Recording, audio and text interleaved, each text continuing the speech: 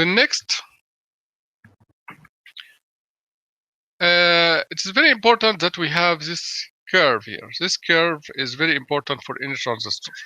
What is this curve? This curve is the relation between the collector current, which is IC, and the VCE, the collector emitter voltage. So the voltage between, when you change the voltage between the collector and emitter, what is the current? IC. Because as I said, IC and IC are almost the same. Okay, so what if you change the voltage this between C and E? What is this current? How does this current look like? So remember, if this is a resistor, for example, when you change the when you increase the voltage, you increase the current. This is a resistor. For a capacitor, it is completely different. For inductor, it's completely different. But here, what about the transistor? How it look like? The voltage and current relation. So, so for each one, what we do is that we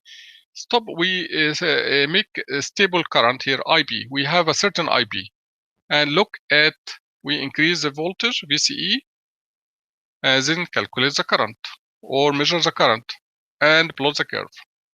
And then after that, you have another IB and do the same, and then another IB and do the same, and so on. So when IB is 0, assume that this IB is 0. We should not have a current, of course, because IC is supposed to be 0, because IC equal beta time IB. IC equal beta time IB. Then if IB is 0, you don't have current, collector current. But what we will have here is that we will have some current, some small current. It's called here, this is what we call it here, where it is. Yeah, this is a small leakage current. We call it leakage current. This leakage current. So if IB is 0, you're supposed not to have any current. It doesn't matter what is the voltage, regardless of the voltage. So VCE is positive or negative or high or low. You're supposed not to have any current. Okay, because IB equals 0, then IC is supposed to be 0 also. But you will have some small, very small current, very negligible current. Okay, but at certain point, okay, you will have a current here, a certain voltage, very high voltage. Okay, you will have a breakdown. The breakdown, then in this case, you are breaking down the transistor, then you will have a current in this case. But usually you will not have a current, because we are not interested in this point here. If I said that the breakdown for this transistor, for example, is 20 volt, of course you are not supposed to use it 20 volt or more. You have to use it in the range between 0 and 20 volt. So for example, 10 volt, 15 volt, 5 volt, but don't reach the breakdown voltage. So as you see here, the relation is constant here.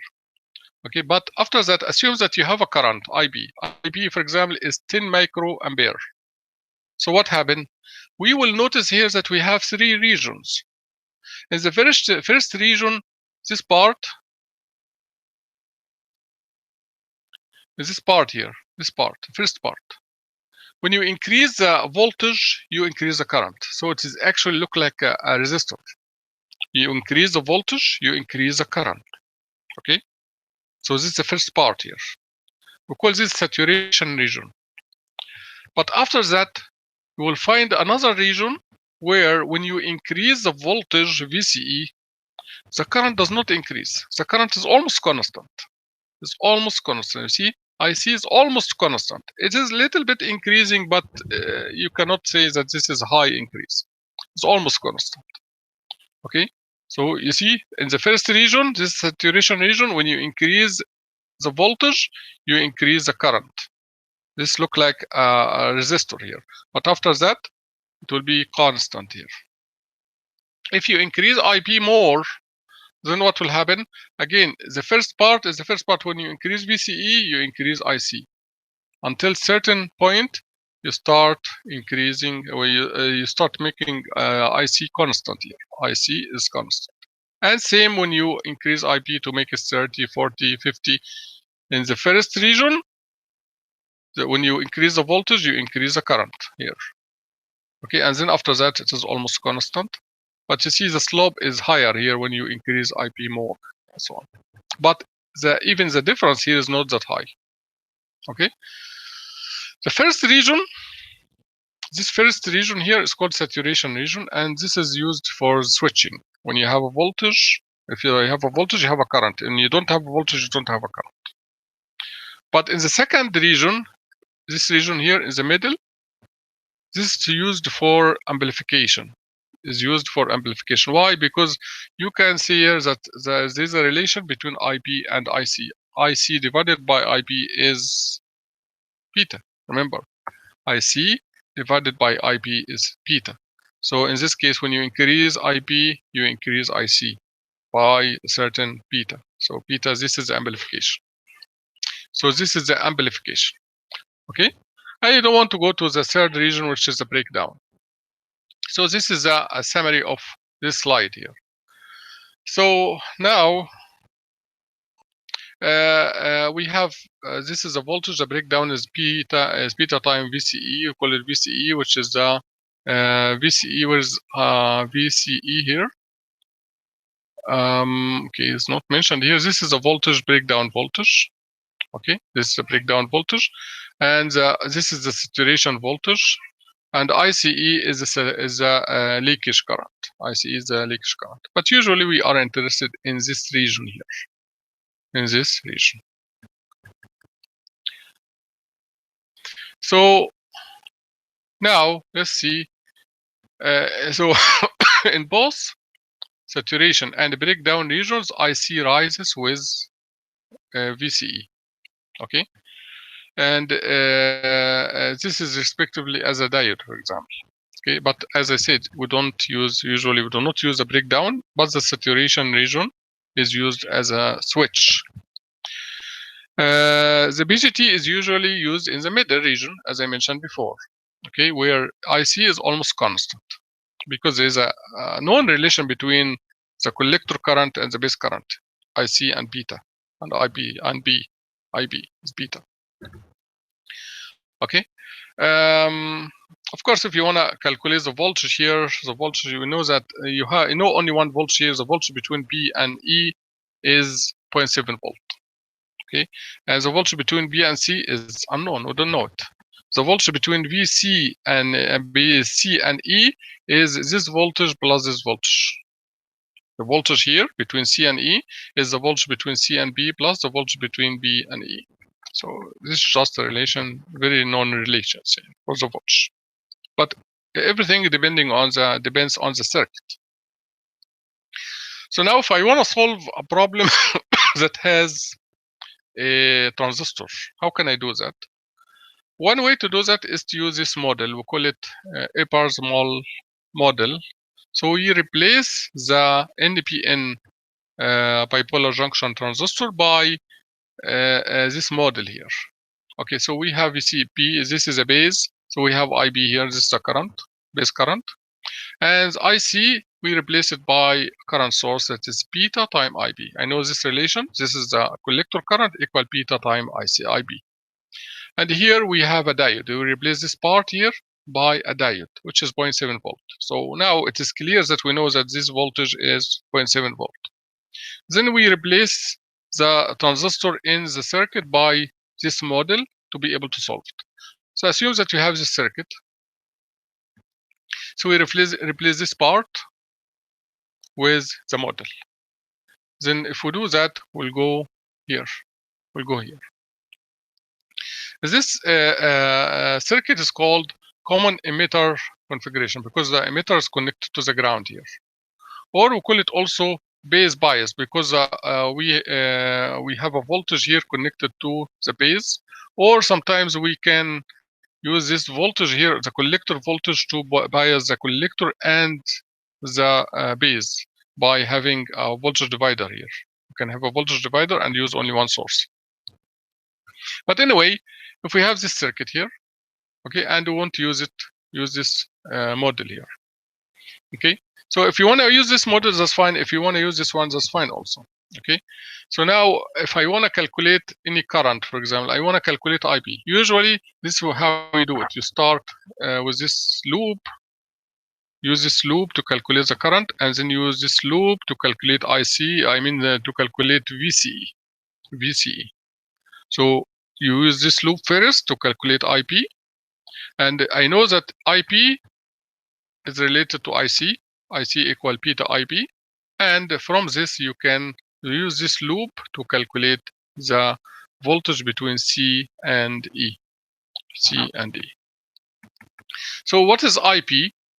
Based on from circuit theory, I know that the current equals this voltage, which is VBB, minus this voltage here, which is 0.7 volt, because this is the voltage here. This is 0.7 volt.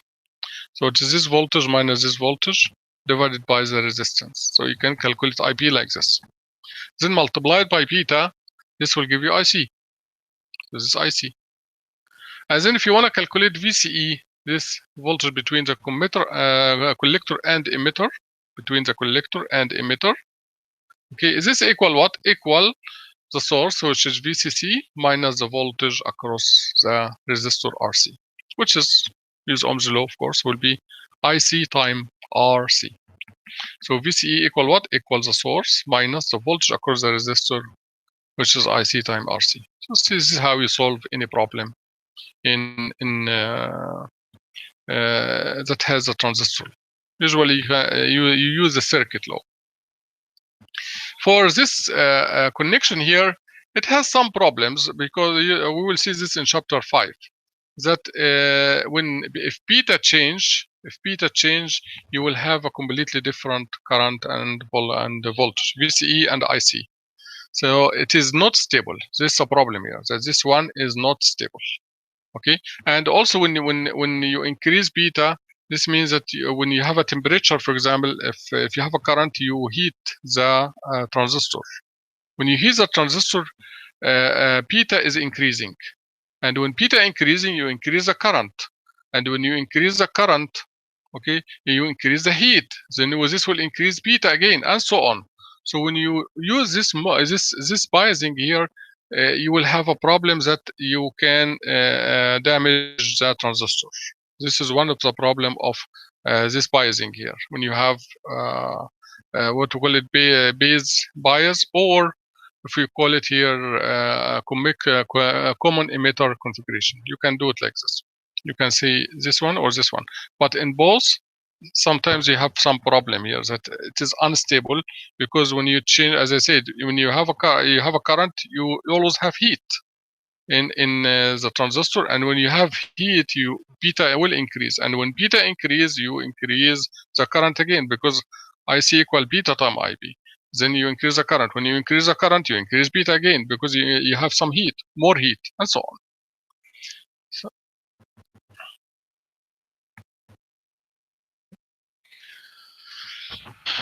let us solve this problem.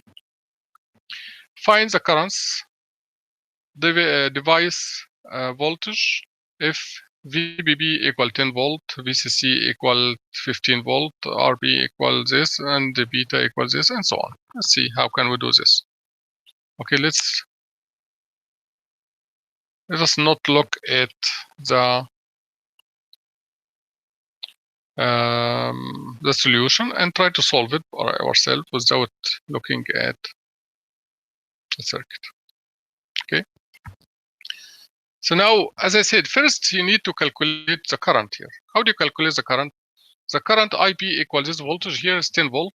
10 minus what? Minus 0.7 divided by 200K. So in this case, IP equal 10 volt minus 0.7 over 200K. So you know the current now. Of course, then later on, right away, don't forget that IC equal what? Equal beta. Beta is 100 times IP.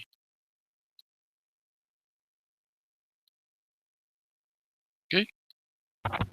If you want to calculate IE, you can also. You can say IE equal what? Equal both IP plus IC. So if you want to calculate the current here in the emitter, you can just add them. But usually, as I said, we can say that this one and this one are almost the same. Okay. What else? If I want to calculate VCE, the voltage between the collector and the emitter, equal what? Equal, according to this circuit here, it is the voltage which is 15, VCC which is 15, minus the voltage across RC, which is IC time RC. RC is 1 kilo ohm, and IC, we know IC from here, is IC. Then you can calculate VCE. So now, is there anything else remaining? I don't think so. So let us see what we have here. So IP, as I said, is VBB, which is 10 volt. It's 10 volt minus 0.7 divided by 100. Is it 100? This is 200K. It's not 100. It's 200K. 200K. Okay. So this is number one. Number two, IC equal what? Equal beta times IP. Beta is 100, and you have IP already. Then, if you want to calculate IC, here's IC, I beta plus IP plus IC. As you see here, they are almost the same. 4.65, 4. Almost 7. Okay, so the difference is not huge. What about VCE? VCE is VCC, that is 15 volt minus IC times RC. This will give you VCE. Of course, if you want to calculate the voltage across the or between C and B, this voltage between C and B, it is the difference between VCE, this VCE minus 0.7. This will give you the voltage between these 2 points. That's it. So this is the solution of this problem. Okay, so it is just a simple circuit problem. You just need to understand what is the bipolar junction transistor look like, and what is the relation between its currents. This slide here is what I mentioned before, the problem of this biasing here when you have the emitter collector or common emitter, which this one is connected to the ground, where you have a voltage here and a voltage here. So here's a problem, as I said, that when you increase beta, this means that you increase the current here. And when you increase the current, you increase the heat, temperature. And when you increase the temperature, you increase beta again. And when you increase the beta, you increase the current again. So actually, this means that you are keeping increasing the current, then you will damage your transistor. So this is one of the problem of this connection.